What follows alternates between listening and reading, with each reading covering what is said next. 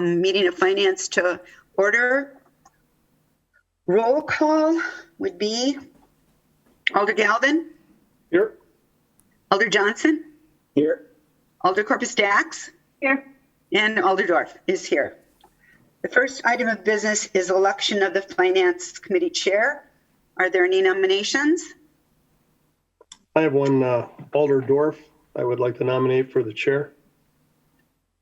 Thank you. Any other nominations?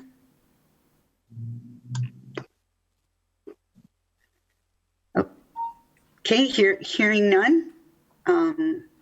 All those in favor of Alder Dorf being chair, please say aye. Aye. Aye. Opposed? Nay? All right, motion carries. Thank you. Next item of business, election of the Finance Committee Vice Chair. And I would like to nominate Alder Corpus Dax. Any other nominations? Okay, hearing none. All those in favor of Alder Corpus Dax being the Vice Chair of the committee, signify by saying aye. Aye. Aye. Aye. Opposed? Motion carries. Thank you. All right, on to approval of the agenda. I want to entertain a motion to approve the agenda. Move to approve, Johnson. Second. Motion approved by Johnson, second by Galvin. All those in favor? Aye. Aye. Opposed? Motion carries. I should have asked for discussion. Any discussion on the agenda? Okay. Motion carries. Then I will entertain a motion for the approval of the minutes. So moved. Second. So it was moved by Alder Galvin, second by Alder Johnson. Any discussion? All those in favor? Aye. Aye. Aye. Opposed? Motion carries. Okay. On to regular business. The first item on the agenda is the resolution authorizing the 2020 transfer of $6,300 from contingency to material supplies related to Brown County invoice for pre-filled sandbags for the public. Are there any questions on this item? Motion to approve. Okay, motion approved by Alder Galvin. One question, Alder Dorf. Sure. Alder Johnson? I would second the motion just to make sure we get that piece wrapped up. Director Ellenbecker, is this the contingency fund or only possible source to pay for this? And what is the benefit of that fund? Okay, yeah, for the 2020 budget, there was $150,000 set aside in the contingency account. And so this would be the first time we would be tapping that $150,000 for the 2020 budget. You know, the other option is, you know, really a departmental expense, or it would not be COVID related as it's flood related. So we don't have any other emergency operation fund or reserve set aside. So that is why we went down the path of the contingency account. Okay, and are there any other pending requests that are going to come for the contingency account in the near future? I don't know of any as of today. As of today, I don't have any requests pending for contingency. Okay, thank you. I just wanted to have that information. Okay. We have a motion and a second. I'm ready for a vote. All those in favor? This is Alder Lefebvre. Oh, I'm sorry. Alder Lefebvre, go ahead. That's okay. I just wanted to say I want to thank the city for the sandbags. We did receive our bags here for us, and I appreciate the city did that. And it was very easy to get the sandbags. And I just wanted to say that I think this is well spent money to help not just the people on the East River, but all of us on the bay and with possibility of flooding. Thank you. Thank you, Alder Lefebvre. Yes, Director Ellenbecker. Just two quick comments. When the resolution that I have included in your packet, I used an account number that was for materials and supplies. However, the actual invoice was actually coded to a sandbag account. So when we approve the resolution, I would actually like to change the account number on the resolution that's in the PAC 4001 to 54069, just to follow where the actuals went. Again, minor detail. And I also heard in a senior staff update today that of the 10,000 bags, it sounds like about 1,800 are remaining. So just wanted to give you that update. Okay, thank you. Should we amend the motion or just make a friendly amendment? I think you would want to say, amend the resolution as amended. And again, when in the final council packet, I would just change the account number on the resolution. Elder All right. Galvin, I'll That's all make right. a motion to include what Director Ellenbecker said. Thank you. okay. Alder Johnson, do I still have you as the second? Yes. Okay. Okay. Ready to vote? All those in favor? Aye. Say aye. Aye. Opposed? Okay, motion carries. Thank you. All right. Next item. Next item is a request approval to award a 3-year contract to Best Enterprise Incorporated for the abatement and demolition contract for an estimated $154,685, which is $51,561 annually, with the option of one additional 2-year contract upon mutual agreement by both parties. Is there any staff that wants to speak to this? I can tell you, if you by any chance said in the last RDA meeting, the same item came through the RDA. It's because they're 2 different funding sources. So we had to bring it through both finance and through RDA. So it's the exact same item, just because of the 2 different funding sources. I do have our procurement manager online. We also have a purchasing, and we also have Bill Pappy from the Community Economic Development area that could talk to this item if you have questions. Any of the alders have questions? Alder Galvin. Yeah, I don't remember this coming through last year, and maybe that's because it was on a 3-year contract, or 2 years ago. I don't remember it, but and from what I'm reading here, I don't see exactly what it's for. So, if I could just get a quick explanation. I'll start on the very, very top high level. This is something new. Every single time that they would have some kind of abatement or demolition, they would have to go out for a bid. So they would individually go out for every one of these items.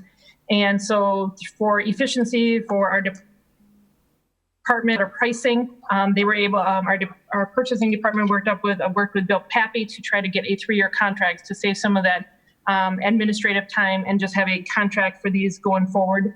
I see Bill Pappy is online. I said I also have Calvin Winters, who's our procurement manager, and our buyer online. I'm not sure if any of you would like to speak to exactly this, if one of you would want to talk about this 3-year contract.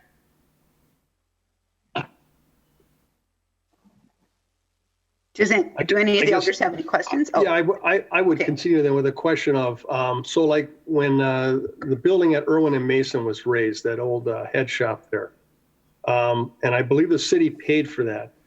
Would this avoid us having to go through and get bids and get a contractor and then have that building raised? Is that what this money goes for? I think I'm going to let Bill Pappy talk to that, please. Yeah, thanks, Alder Galvin. It would not for a commercial property. This contract is only for residential properties. So if it's a home that needs to be raised, it would speed up the process quite a bit. But if it is a commercial property that needs to get taken down, those are a little bit more expensive to do. So we would still have to go through our normal purchasing and bidding process. And how many homes do we raise, would you say, on average? I know I'm not going to hold you to it, but what's your gut feeling? Probably anywhere from 12 to 14 a year. Wow. And what does it usually run us per home to do that? Let's say find something odd in there or whatever. There's asbestos testing that happens first, then there's asbestos removal, and then a demolition altogether. On average, probably 15,000, 12 to 15,000. So are we only paying roughly 51,000 a year? What if we have 12 houses and they say, hey, we want more money? What happens then? Yeah, well, that's part of this bid. That's part of this contract. So what we did is we went through and purchasing folks can jump in here too. We put it out for bid as an RFP, and in there, part of the criteria for scoring, we had in there for pricing. And the company that was awarded, I've worked with them in the past, as well as the others that have gotten that bid on the proposal. So we're kind of familiar with the price range as far as what they bid on, the range for taking down these structures. So that's been kind of negotiated in a little bit to what their contract is, that they're getting. They're individually, each house is a little bit different. We don't know what we don't know. There could be a lot of asbestos in it. If there's a lot of concrete, that can up the charge. There's a lot of different variables that come in when we take these down. So what they're doing is the RFP that we put together, we kind of have a base price line of what we know that they charge, and then it depends on what we run into in each of these homes. All right. It's a possibility. Say we had 20 homes, would we have to pay them more than what we're paying right now? It would be for the volume then is what we would pay more for. The price, it's hard to say. It's hard to say if it would be more. It all depends on how much the landfill, like the tipping charges are going to be, how much asbestos is in it. But the rate that we're paying, I believe, in Diane or somebody from purchasing can jump in here. I believe that was all part of the scoring criteria that we used. Okay, so this is based on a rate. We figured out a rate of what it would cost on average per house, and so this is the rate that we established. Am I understanding this correctly? Yeah, because we kind of went based off of what we've done in the past. How much these, on average, how much these charges and how much these costs have been in the past to kind of use that for our scoring system. Because a lot of it is the hourly charge that they're doing, their equipment usage. We kind of know all of that. What we don't know is the unknowns that they have to deal with in regards of asbestos and whatever else that they have to deal with in it. Okay. Do we ever recoup any of these costs from the homeowners or the property owners?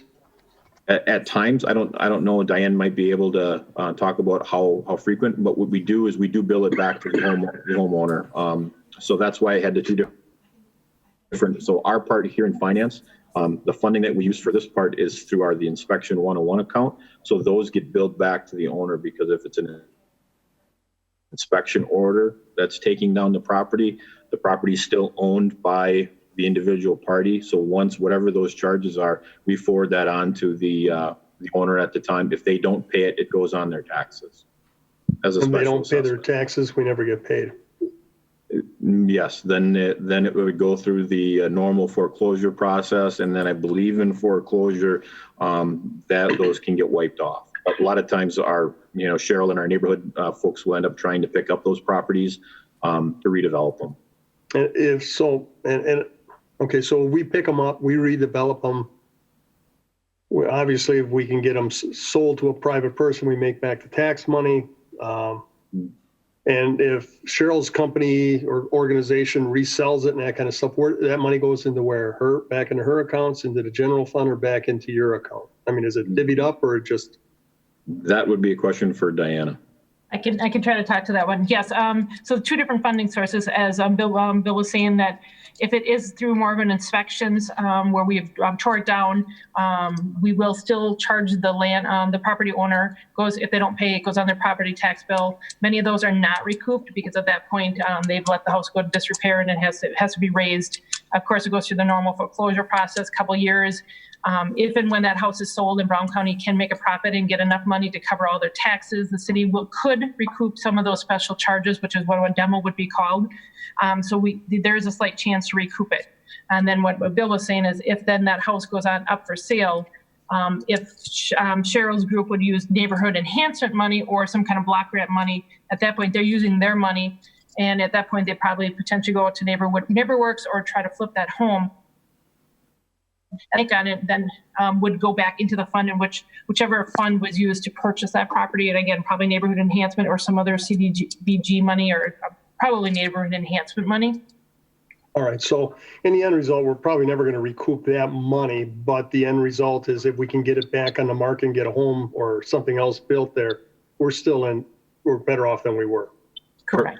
Correct. Yeah. The cost for nuisance activity and our inspectors and police and everything having to deal with the structures typically ends up being more just for the time factor that we have to spend in on dealing with some of these nuisances. So. All right. Thanks much. I appreciate the information. All right. Any other questions on item 2? Yes, Alder Johnson. Thank you, Alder Dorf. Bill, and I don't know when this went, Bill Pappy, when this went before the RDA, was additional information including like the scope of services, the nature of the contract, the scoring, and I see that there were 4 responses, but in this particular document before us, there's only the 1 response is included. Was that additional information shared with the RDA? I don't recall. If it wasn't, it can be. I'm not sure. I think Ken put that one together and represented it. I know we had it all together because it's one proposal, but I'm not 100% if that was included in how he wrote it up. Okay, I would support the passage of this, recognizing that the RDA was also a second set of eyes. But if there's one request that I would have on the motion, if it's not out of order for me to make the motion, is that when this is submitted to the full council, that it does include that detail. Otherwise, I feel like we're approving a $154,000 contract here with no idea, or at least no documentation in terms of what it's doing and what the competing bids look like. Okay. Yeah, we can certainly include the bid tabulation when it goes to the council, so that you can see the bids, see what they came in at. Okay, and can that also include whether it's the RFP language or at least the scope of services? Because in this document that we have, it doesn't even really indicate what it is other than abatement and demolition. It doesn't even it doesn't say like what for. Sure, we can get something. It may not be the full scope that was in the RFP because it's lengthy, but we can certainly write up at least an abbreviated scope for you guys. Okay. Yeah, and I think that's sufficient. I just want to make sure that there's appropriate amount of documentation, to back the decision to support this. So thank you. This is Director Vonk. If you want, I can forward out to the members. There was an attachment in the Redevelopment Authority packet that looked at the scoring among the particular vendors. So I can ship that off. I'll email that off to you so you have that. But that was included in the RDA packet. This is Diane Cruz, and I was the one who led the proposal. If you want any more information than what Kevin Vonk is going to offer, I have a lot of information as well. We'll make sure that we have more information going on to the council meeting for next week. Okay. Thank you. Thank you. So Alder Johnson, I believe you made the motion. Is there a second? I'll second. Second by Alder Corpus Dax. Any further discussion? All those in favor? Aye. Aye. Opposed? Motion carries. Okay, number 3. I believe this was a communication from Alder LaFave, and I see she's still here. As Zoom has multiple security issues, the City of Green Bay should look into Cisco WebEx, which Brown County is using. Staff. Okay, I'll start speaking to it. I kind of thought maybe Shelby and or Mike would be on the line, but at this point I will speak to the email that I received, and then we are on the line. Okay, thank you. Do you want to speak to it right away, Director Ronick? I can let you finish. Sorry to interrupt you. Okay, no, that's okay. I will read. I just had an email that I received from Shelby, and she just said that they have plenty of details in the security updates that Zoom has put out in the past few weeks. The meetings are also as protected as possible, which requires password and enabling in a waiting room, which is not something that WebEx and or GoToMeetings has. It has more features than GoToMeetings and Cisco WebEx. For the price, Zoom is very cost effective, I should say. And in the next couple months, we would be looking to move forward and go on to Microsoft Teams. And there's another statement here. I feel that as though there's probably no 100% secure video conferencing, but Zoom is as secure as any other mainstream video conferencing tool. So that's the information that I have in front. Director Ronick, would you have anything to add to that? All I can add is we deploy all the security settings that Zoom allows us to. We take security very seriously. Is there any other questions?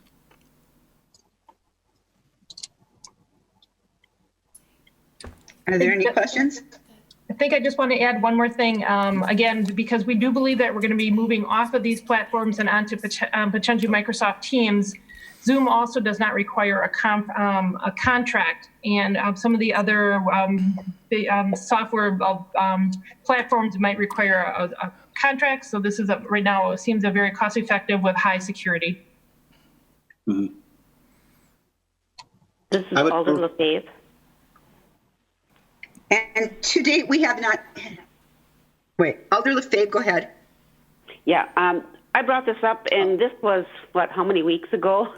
And because of all the other, issues I was hearing with Zoom, it sounds like that they are working on the security. That was my big concern, was the security issue, that they were having problems at the beginning.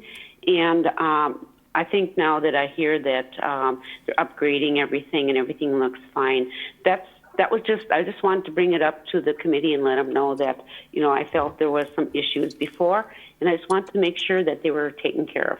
Thank you. Kyle? Thank you. Motion to receive and place on file by Alder Johnson, second by Alder Galvin. Any further discussion? All those in favor say aye. Aye. Aye. Opposed? Motion carries. Number 4, to consider and discuss establishing a budget forecast process to position the city to strategically respond to anticipated revenue shortfalls and additional expenses from the impact of COVID-19. And I believe this was from Alder Johnson, a communication. Am I correct? Correct.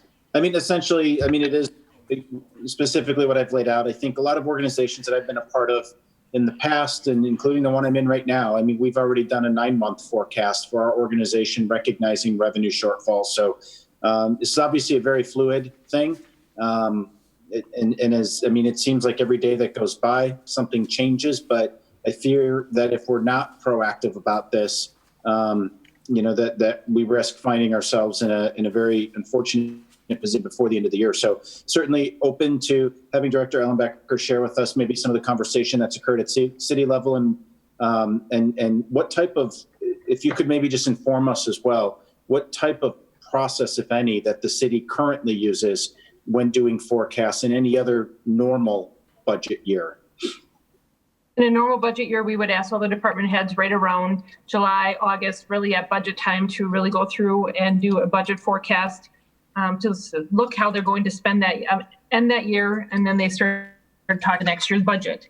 This is definitely up to, either by the direction of the council, or certainly something I can request of our department heads, to have them go through and review their budgets and put a forecast in. We have a system in place that will allow this forecasting. Like you said, very, very fluid at this point. I think most of the numbers are going to be contingent on how long this truly is going to last. But, at some point we could put a heart marker in the sand and start moving forward and put a forecast out there. Things that have been discussed before, we certainly have talked to, going around the table with senior staff, talk about which items we believe revenue-wise are falling short. We also talked about expenses. We are trying to track anything that's COVID related, and have a special project number so that it's easier to pull in our system. Obviously, we are working on trying to submit as many grants as possible, or try to be able to obtain any extra money that we can for, again, COVID related expenses. That doesn't truly answer your question, but we certainly do is typically ask our department heads, give them about 2 weeks to go through their whole budget line by line and ask them to revise a budget. That's very detailed. We could also ask them just at a higher level, in bigger categories, bigger broad strokes, and not write in a system to the lowest level of the object. We could ask for a type of forecast like that. When I think the bigger issue for me, right, is just recognizing that we are going to see some short expenses, and I just don't want to get caught off guard. Mm-hmm. As a council, we obviously action to make one significant change already, which was the elimination of liquor license fees. And when we took that action, we didn't really know at the time what the financial impact of that was going to be. I think we all agreed, it was unanimous, that was a good decision to make. But I still think we have to be very cognizant about having the other end of that dialogue, which is, where's it going to come from? And making feel-good decisions is certainly something that can play out here. But there is a financial consequence to every decision that we make, and that we have appropriate revenue streams to cover those decisions. So I don't know, Director Ellenbecker, from maybe just again high level, are you anticipating revenue shortfall, significant revenue? Take council actions out of the equation. But any other revenue shortfalls? People not paying bills in a timely manner, or for that matter, I guess, increased expenses as well. Things that department staff has talked about. Are you looking for a list right now? Not necessarily. No. Let's just keep it real high level. I'm really only focused on a process right now, partly becoming informed, but I think it's important that we at least start the dialogue. Yeah, and certainly we actually have, I have emails about 2 weeks ago. We reached out to every department head to ask what loss of revenues they were seeing, what they were anticipating. And so I do have that information at a very high level. But again, that was a couple weeks ago now, so things have changed since then. That is certainly something at a very, very high level. I could ask each department head to come back in either by, I don't know if you would have it, probably won't have an answer by council next week, but potentially by the the next finance meeting, which is May 12th, we could have at a high level recap. Mm-hmm. Yeah, because I think it's obviously very difficult for us at this point to forecast when this is going to, slow down, change, pivot. This is going to be a moving target likely for us throughout the balance of the year. And so I do think it's important that the Finance Committee continue to talk about this on a monthly basis, so we're in a good position to respond and react, to be sure that we're adequately supporting staff with the resources that they need and that we don't end up too upside down, at the end of the year, because that comes with a consequence as well. Yes, and so at the May 12th, then we can come in with a very high level at that point. Then if it's the committee's direction, at that point they can discuss whether or not they wanted to cut back on certain expenses that were originally in the budget. I think Director Falls has already said that there is definitely a review of any new hires at this point to make sure that if a position could stay open for a period of time, we are trying to leave that open so that we can have some of the savings on the salary side. Anything else, Alder Johnson? Yeah, I'm comfortable, unless anyone else has questions, but I'm comfortable just making. Yes, I'm going to ask for that. Yeah. Okay. But I would make a motion to hold until the next meeting and to provide the finance team an opportunity to come back with some of that information. Okay. We'll still continue discussion, but someone can second that if they want to. I'll second it. Alder Galvin, second. Okay, Alder Galvin, continue. Diana, or Director Ellenbecker, I'm sorry. Me and maybe everyone else, when do you start planning the budget for next year? June, July time period is when we typically will start pulling in employees so that we can have employee headcount. At that point, we are also asking the department heads if they think they want to change in any of their organization structure. They should be working with HR. Usually by August, the departments have already put in what they believe are their operational costs. So July, August is usually the start of the next year's budget. For most of the department heads, internally in finance, we start that June, July, and in HR and finance is already starting that in June. Okay, so, and I agree fully with what Brian's asking. And I realize it puts a little more, maybe not a little bit more, maybe a lot more work on you folks, but I think better serve the city, we have to be prepared. And so I think we need to be doing what we're doing, and it just kind of gets the ball rolling for you that much faster. As the holding positions open, again, that's been my grind with the police department for years. Obviously, I'm sure every other department does that. It's just probably going to be more pronounced potentially this year. Again, we don't know how this thing could turn around on us from day to day. So, all right, thank you very much. For clarification, we were talking about, of course, I think we're talking really more reviewing the 2020 budget, correct, Alder Johnson? How we're going to end this year? Yes. Okay. Alder Corpus Dax, do you have any questions? Not at the moment. Okay. I have one, Director Ellenbecker. If we need to make some significant changes that might be quite costly with elections, can elections apply to COVID-related expenses?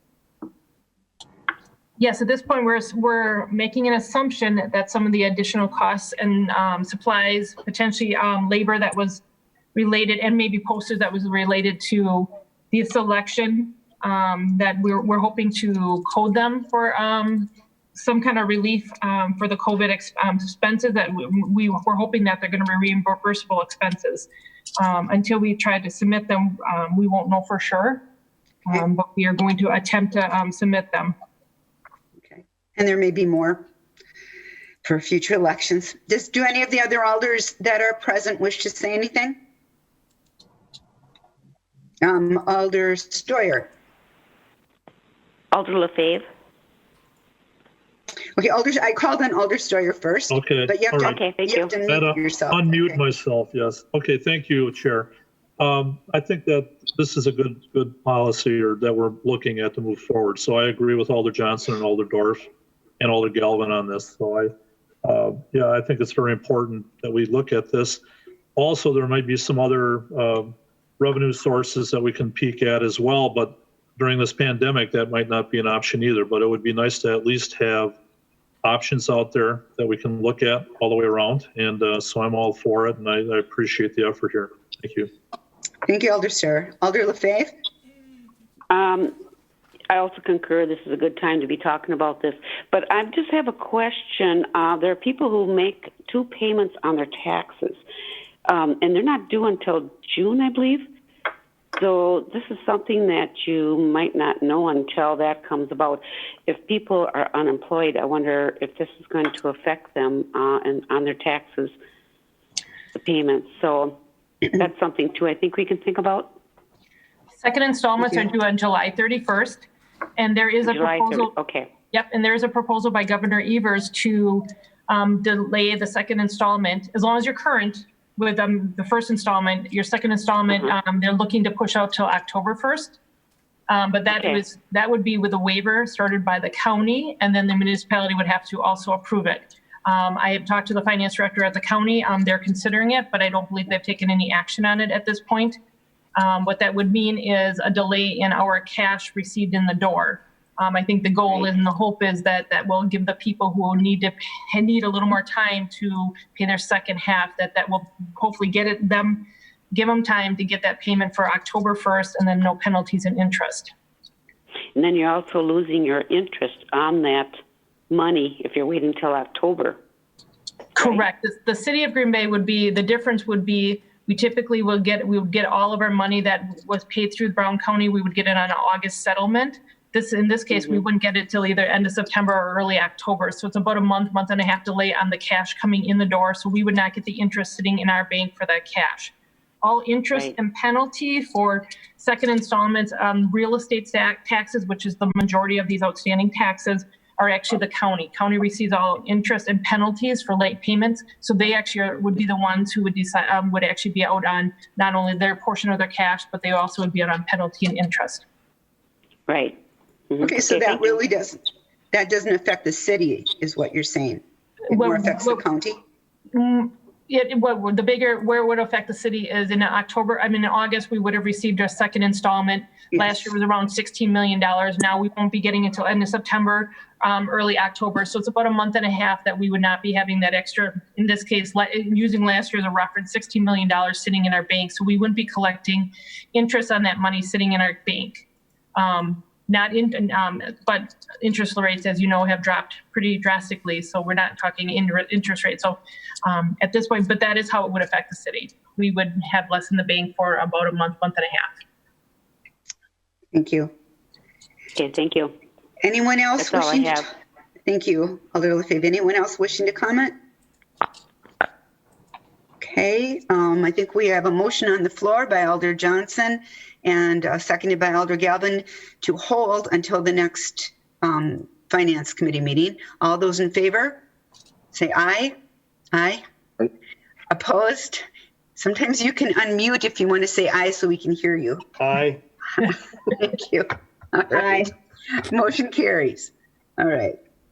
Then report of the Claims Committee. Are there any questions on the claims? No. No. I didn't have any. Okay, Motion by Alder Johnson to receive and place on file. Second. Second by Alder Corpus Dax. All those in favor? Aye. Aye. Aye. Opposed? Motion carries. And then informational. Whoa, big informational. Yes. 300 pages of informational. All right. Go ahead. So what I would refer to you in the beginning of the packet is a memo, and it's a long memo, and I'm not going to read the whole memo to you, but I just wanted to give you some additional background, some of the questions that questions that had come in last year, some questions that came in this year already. I wanted to kind of give you a high level. And talking to the mayor, we intentionally put this on as informational. We didn't want in any way that it would get rushed through. We wanted to open up the topic, get the document out there, give all the alders a chance, maybe a 2-week period to look at it, look at the information, start pulling your questions together. If you see something, if you have questions between now and the next finance meeting, which is May 12th, please make sure if you want, you certainly can send them to me ahead of time so I can try to answer some of the questions ahead of time. But I wanted to give it to you. Again, this is a very high level, it's an overview. We're looking really as the council members review the document, help us prioritize the projects. If you feel they all need to be done in the years that have been put in the plan draft in front of you, that is your choice. Otherwise, you can help prioritize question some of the items that's in it. What I want to just say, the document that you have in front of you is a 5-year plan from 2020 through 2024. And again, it includes everything, the expenses for requests for our general levy, parking utility, storm, sanitary, and then TIFs. And then we also have a potential or a recommended funding source included in the document. So kind of the first page of the packet, the document, once you get to the CIP, has an overall summary. It really rolls up everything, all the expenses. There's 3 categories in which we classify our capital and needs, which is usually typically over $5,000 and a useful life of over several years. So we break them down to a major kind of a category, equipment, or a fleet. And so what happens, you'll have an overall summary that rolls those 3 groupings up. Then behind that, you're going to have a summary page for each of those categories. And then you can get into the very detail. There should be a page for every one of the items that has now rolled up into these summary pages. Again, what the goal for this meeting was to start the conversation so you can see what the city's needs were based on that were submitted mostly by the department heads. And then, what we feel or has been proposed that we may need to borrow for if it stays in the plan. We are really looking for getting some staff direction, for you, if you have a chance to look at it and come back if you have any directions or questions for the staff. And then that will give us some more time to look through the details on the May 12th meeting. I also included, but don't have really all the answers for it, there were 2 communications that we've received earlier this year that we really put on hold till we got to the CIP section. We really didn't address them at the time. So back in January, we received one from Alder Vanderleest, where his communication was to create a resolution to pay off more general obligation than new debt created. So what I've done is the information that he's asking is in the document on the first summary page. So when we get to that page, I can talk to his questions. And then also Alder Johnson had a communication from March 3rd. He talked about recapitalization policy and recommend some changes. The full debt policy was included in a March packet. Certainly can add it again, but I just took a couple of highlights out of it. And some of it, one, long-term fixed assets need to outlive the debt in which they're issued for. Again, limit issuance of bonds and notes. And these are the things that in which you can borrow for: acquisition, planning, design, construction, development, extension, enlargement, renovation, building, repair, or improvement of land, waters, properties, streets, buildings, equipment, and facilities, when it can be determined that future citizens will receive a benefit from this improvement and the assets will outlive the length of the debt in which it's issued for. And then 2 other things that I found highlighted, that in our debt policy, all debt issued should be shovel-ready projects so that they're ready to be spent down in the appropriate time period in which, from the time we borrow the money. And then again, as we've said this before, proceeds for long-term debt should not be used to fund current operational costs. So that is just, I mean, obviously Well done. the policy itself is like 13 pages, but these are some of the things I think go back to some of the questions that Alder Johnson and other people have asked. I mean, what is the goal of our debt policy? Certainly we can make some revisions to our document at any point, but these are the highlights I pulled out of the current document that we have. There was discussion about leasing equipment back in January and February. The finance director was working, the finance department was working with the fire department, and we were looking at some leasing options. We met actually with a vendor online, and then COVID kind of got involved, and we kind of put that on hold. But we are looking to bring the leasing option back on the table. Hopefully, maybe in the next couple days, next couple weeks, maybe we can get some additional information on leasing. We've saw some different vendors that have leasing. You can lease equipment, but not limited. But these are some of the items you could do: police vehicles, ambulances, large equipment, emergency response vehicles, and fire trucks. But at this point, I don't have a lot more to share with you. But we are doing some research. Again, we started it, kind of got put on pause. And actually all the information on the next page and a half or 2 pages is really just an additional information. And these are questions that, including Alder Galvin and other people have asked in the past. What was our levy? How much do you think we'll be able to go up? How much was our expenditure restraint? What's our payment if we don't meet the expenditure restraint? When do we think the TIDs are going to close? So that information is in the second half of this memo. I'm not going through it. If you have any questions, want to understand what it means, please give me a call. Just on the top of the very last page of the memo, just one more note, and I think this question comes up every time. How can we get more equipment into our operational budget? And, I think they're probably common sense, but I just want to put them out there. You either have to increase our mill rate, we have to control our operating expenses, which includes, of course, salaries. Of course, we have contracts that come around every couple of years. We have to limit the contract, the increases that go in the contracts. Or you have a reduction of services. You either have to charge for current services, find additional grants or new funding, or just find some other tools from the state to try to be able to afford more into our current budget. Again, probably common sense, but I just wanted to put it out there. I mean, there's a big combination of different things that we could potentially do to get more equipment and back into our operational budget and not into our borrowing. Any questions on the memo so far? I would just have one. Alder Johnson? Thank you. Director Ellenbecker, I had also submitted a communication about annually reviewing fees associated with everything and anything in the city. It seems to me that this might be an appropriate place to address that as well. Wondering, I guess, what your thoughts are on that. Okay, actually, it's still in my pending folder. I kind of had separated it, knowing that that was something that was going to be tackled by the law department, but that we certainly can include that. I would actually probably have to refer back to attorney chatting a document together. I don't remember all the terms, but annually we're going to be reviewing all fees at the same time, so that then they could reapprove or approve the fee levels on an annual basis. But we certainly could include that. If there is consideration that we're going to increase a fee, that would be something that, we want to build into the next year's budget. I don't know if Attorney Chavez wants to speak to that, or Alder Johnson here, if you're looking for more information about this item.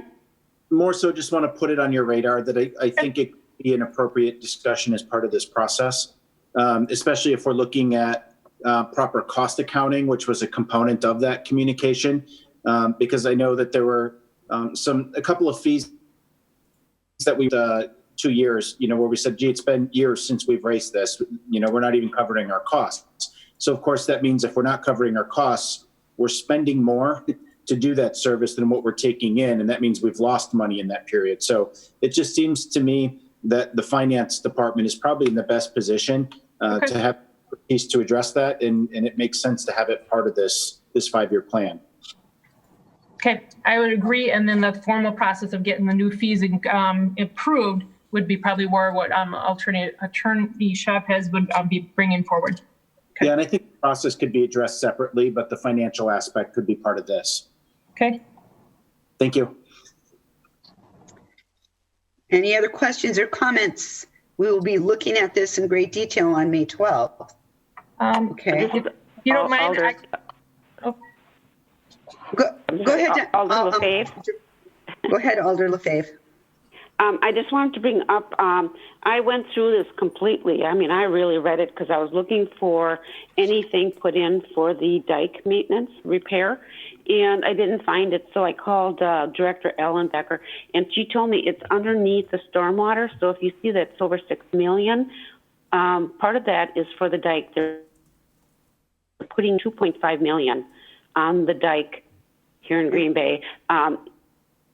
And a lot of money, but the dike is really in such bad that nothing's been done to it over 20 years. So that's why that's a large amount. Okay. But I just wanted to let everybody know when you look at that account right there. Thank you for bringing that to our attention. And Director Ellenbecker, you were. I was just going to explain a little more what the document entails, especially the summary pages, and so we can just, so you understand how the document was pulled together. It's very similar, almost the same document that was pulled together last year, but I want to go through it again. If you go through the first page, that's 2020 to 2024 expenses and revenues by funding sources. I want to kind of explain how the document works. As you can see, there's a 5-year on top. Not only are we looking at 2020 as probably either things that were either put in the 2020 budget or things that we're being asked for to probably borrow for in 2020. But I think we also, obviously we should look at all 5 years, but we should also be taking a very close look at the 2021, as we've talked about in incorporating the CIP with our budget process. And we just talked about it. In 2 months from now, we're going to start the 2021 budget, and really by September, October, we are looking to approve a budget for 21. That would include, these items in 21, do you feel that they're necessary? Are they a priority in 21? And then if we can't get it into our budget, then we are making that, potentially making that an assumption that we're going to borrow for it.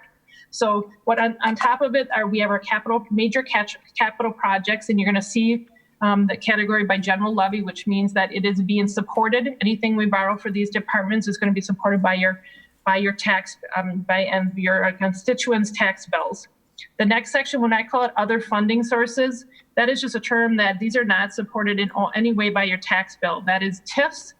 It's through increment that's built up through those TID districts. You have parking utilities, sanitary, and storm. So they do not rely on any general levy dollars. And so those are your major items. You have equipment for, again, general levy. These are supported by tax bills by department. Then you also have fleet by department that is supported by general levy. So at the middle of the page, it says grand total for the CIP expense for 2020. It's about $31 million is what the request is. Subtotal is about $17 million for the general levy. 13 million, as again, is your TIPs, your parking, your sanitary and storm is 13 million. And then we have some issuance costs. So about 31 million is the request. And then the next section is just that one box where it says funding. And the first 2 lines are, I have an asterisk there. That's really what right now is probably, if we made no changes, this is the amount of money that we would have to borrow to meet what's in the 2020 column. So it's 20-year bonds. This is just an estimate. Our bond council will make the final determination if it would be a 20-year, if it even qualifies for a 20-year. And then the items below it could be anywhere between a 1 to a 10-year note. If we were to approve the neighborhood enhancement, which is a taxable borrowing of $250,000, that would go to a state trust fund loan. Out of the items that are in the 2020 capital items, we did have about $420,000 that did go in the 2020 operating budget. So I wanted to include that in here. And the items below are also items that are other funding sources that are paying for. The remaining are items that were offset some of the Department of Public Works pavement projects, which includes the vehicle registration, some money offset from a TIF to pay for some pavement, local road improvement program, and then some any carryover funds from last year's projects. So as you can see, this 17,435 is everything needed for the general levy borrowing. That up on top, it subtotal to 17 million. Here are the funding sources. What that means is your first 2 lines, your 20-year borrowing in the notes, is what's being asked for right now. So if you go to the next line, proposed general levy borrowing is at $11,921,000. Again, 13 million of other funding sources that are 100% off a levy paid by other funding sources, brings you to 25 million.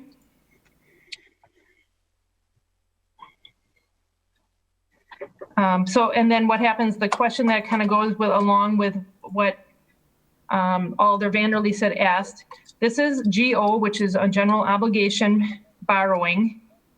As you can see, it's 25 million for general obligation borrowing is what the request is. But what we are going to pay off, we're going to pay off some general obligation debt for general levy of 7.2 million. We have general obligation debt for other funding sources of 5.7 million. And then we will also pay off some RDA debt, which is not general obligation, of 1 million. So the request for today of general obligation is 25 million, but we are paying off 14 million. Is that, Director Ellenbecker, is that about a normal amount of what we pay off? Are we low on that? This number has, I'm sorry, the last couple of years, this number has been dropping because there was a period in time when every year there was that intention of borrowing less than you were paying off. You're seeing some of the benefits of this. The number, it's been as high as 9 million for general levy. Now it's dropping to 7.2. As you can see, next year the projection is about 7.5, and then year after that about 7.8 for general levy. Could be slightly higher if you borrow more now. That might get the first year's payment. The number it bounces around a little bit, and our financial advisor also has some play in it. They can also make our debt service pretty level for the next couple of years by back ending by really putting some of the principal payments toward the end of the debt. So there is a little movement in that number, but our goal of our financial advisors is to try to keep our general debt relatively flat year over year in our budgets. Okay, thank you. Just the second document, next page. This was a request that came out last year. We had it broke out this way in different categories, but then I had a request from an alder last year who wanted to see it by department. So again, as of today, this document, we're looking for general levy borrowing of about 11.9 million. And so then if we subtotal it by different departments, you will see by department how much each department is requesting of that general levy borrowing. Again, just a different way of looking at the general levy borrowing. And then as you go into the next couple pages, those subtotals, and I was actually going to touch on it as Alder Lefebvre had said, the first two pages on the major capital line, as you're seeing the pavement projects of 8.4 million, that does include a $2.5 million for the dike. And then there's also like the next line item talks about, major Main Street bridge repairs. But what I want to tell you about those first two lines is I did not put all the detail in here that the Department of Public Works has built into their capital improvement plan. So to find the detail that breaks down the 8.4 million and the 1.5 and sanitary and storm, those are actually driven into the capital improvement plan that was taken through INS earlier this year. We can certainly get you a copy of that if you're interested. Other than that, once you get behind the subtotal page for major, you will find all the detailed pages that there should be a page that relates to every one of these items. Then you will get to equipment, and then you will also get to fleet. If you pay attention, each one of these groupings has a slightly different color scheme, so you can kind of tell if you're in one of the categories or the other as you're flipping to the doc. But this has been a group effort by all the department heads and finance to pull the document together, so you have hopefully a comprehensive document in front of you. And we assume you're going to want some time to review it and to look at it. Well, I appreciate that. Are there any comments or questions right now that any of you may have? We have some work to do in the next 2 weeks. I just said this is fantastic. This is, I think, the kind of information that'll really help us as we start to chart some new direction here with how we manage our finances. So thank you to your team. Lots of work in there. Thank you. I can give Go ahead. A temporary timeline, except it's not in my hands right now. What would happen is, again, first time we could look at it again would be May 12th. If there was a recommendation for the 2020 borrowing, at that point it could go on to the next council agenda. If and when that was approved, it could, eventually be approved. There's two approvals at council level before that we actually can go out for sale of these bonds. At this point, even if it was approved in May, depending upon timing of council meetings, the money for this money would probably be into the city hall, probably be at the end of June or early July. And that's for 2020 borrowing. But again, as we work through this document, I think we're going to have to continue to look at it as we're already looking at the 21 budget column. Okay. Well, do you need a receive and place on file motion, or it's just informational? Do you even need anything? What would you like? I don't believe we need to receive and place on file. Okay. Someone else I would don't have to either. speak up. I don't think so. Usually for informational, we don't. Any other questions? Otherwise, we'll go on to number 2 under informational. Okay, number 2 is the contingency account. Well, it's probably not still, well, maybe it is 150,000. I don't know. Is it still that? We just approved some money. We just approved $6,300. So Right. at this point, we would be taking the 2020 contingency account down to 143,700. All right, thank you. And the next Finance Committee meeting will be held Tuesday, May 12th, 2020 at 4:30 p.m. Do you think we'll still be using Zoom at that point? Or you mentioned that we're going to be on a different platform? Okay. We will certainly be still on Zoom at that point, yes. And I would assume Okay. we will still be, yes, doing it offsite, yes. Okay, all right. In that case, I'll entertain a motion for adjournment.